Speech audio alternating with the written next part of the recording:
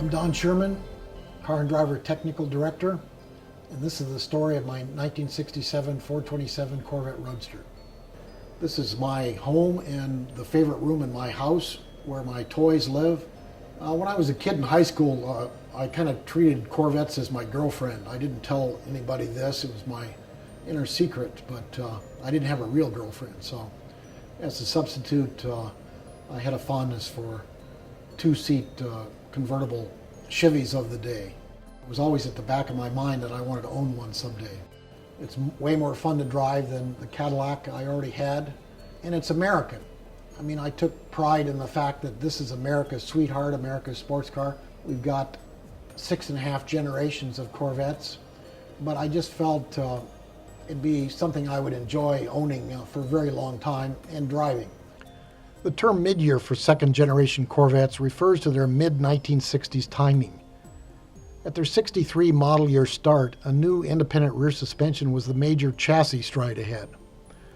Knockoff aluminum wheels came in 64, disc brakes, and the first big block V8 followed in 65.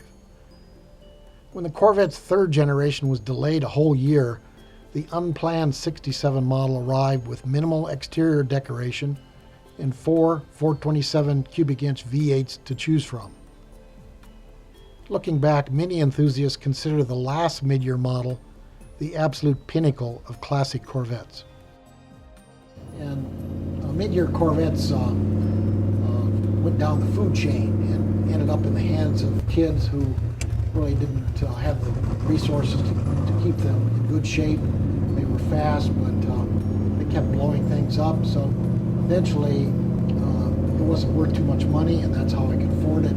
I got in for $11,000 because mine was very rough.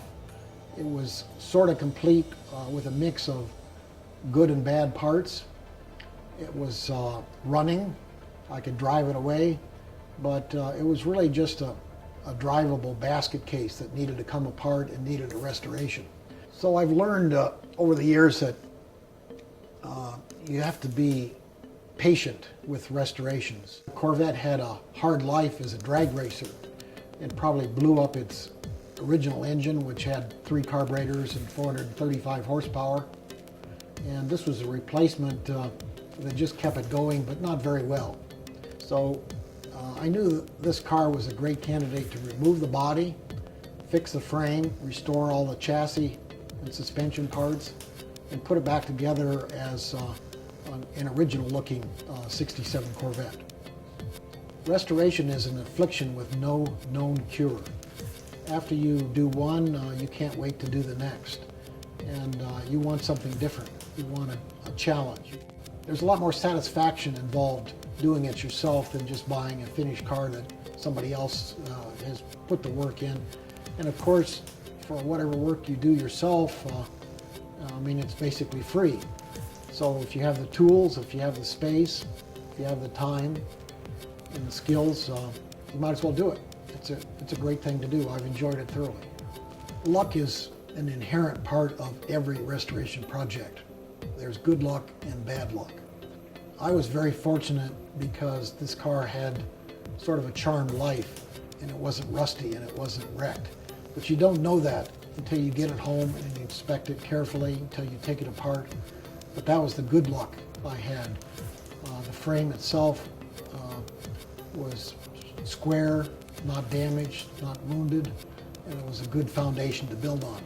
So my particular Corvette started life as a pale yellow exterior with black vinyl interior.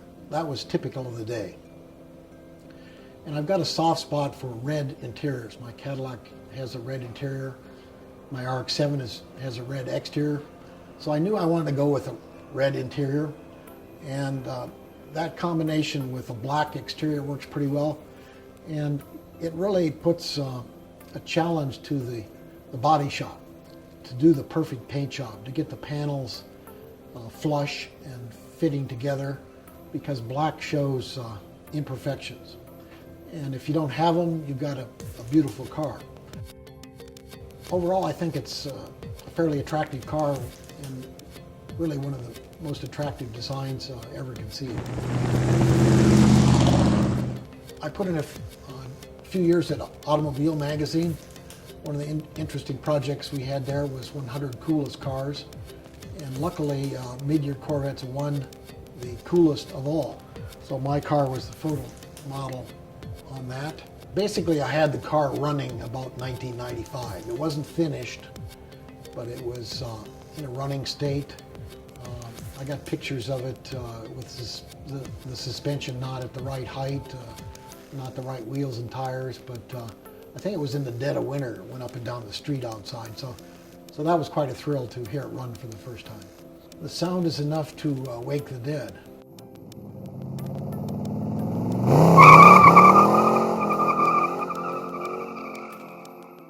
You're going to have some wheel spin. It's just inevitable from this time. That's what they did. So that's kind of refreshing to go back and remember cars before some of this knowledge was gained and what's been learned, that the driver's crucial to staying in control, to using his head, to using the right amounts of throttle and steering and gearing to not put the car in the ditch. So again, it's very crude by today's standards, but light and powerful and great for acceleration.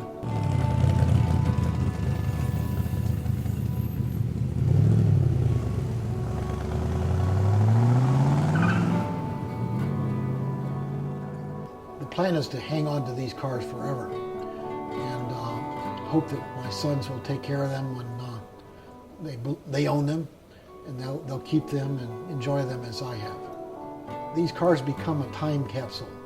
They become your transition back to different times when cars drove differently. They sounded differently, they felt differently, they performed differently. I think everybody loves mid-year Corvettes. It makes them think of simpler times. You don't see many on the road very frequently. They like the rumble, they like the noise. I think they're envious, and I've never met anybody who didn't like the look and sound. In the back of my head, I'm thinking Route 66 someday. Remnants of Route 66 still out there. I haven't seen many of them. I've been on parts of it, but it'd be a lot of fun to get this car prepared so it could endure that and take it on a drive to California. It's good to not really have a destination, to just go and enjoy that. It's really a four-wheel motorcycle with all the sensory inputs and everything attacking you from the outside, but you're enjoying it from behind the wheel. It's a spirit of adventure in an open car, in a chance to enjoy the road, enjoy the car, hopefully enjoy the weather. It's kind of driving in its purest and best form.